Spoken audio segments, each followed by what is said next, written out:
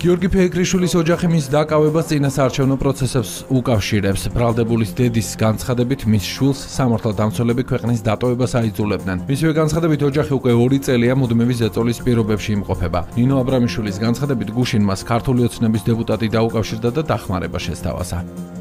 ასეთი დეპუტატი არის ჭიჭინაძე, რომელსაც კიდე უნდა რომ მიიღოს არჩევნებში მონაწილეობა და გამოუგზავნია ერთ-ერთი ბიჭი, რომელსაც უთქვია, რომ აი დავეხმარებით დათოს გამოსვლას და აქედან პასუხი მიიღო, რომ დათოს კი არა მთელი ოჯახია, რა დღეში ტელევიზორში ჩაიხედოს და რითი დახმარება შეუძლია ოჯახი რომ არ ამოხოცონ იმას მიხედე. მორჩნენ აი ჩვენს ამ პრობლემატურ ოჯახების ხარჯზე ამ ხმების მიღებას არავის არ ვაპირებთ მაგის გულისთვის გვერდში დაუდგე 100 წელი არც ერთ პარტია ეს არის წინასაარჩევნოდ ის რომ ისინი მეგობრობდნენ ნაციონალური მოძრაობის რაღაც წევრებთან ასე ვთქვათ ბავშვების მეგობრობა აკავშირებდა მხოლოდ და აქედან გამომდინარე აი მხოლოდ აი ეს კალაზის მხრიდან რომ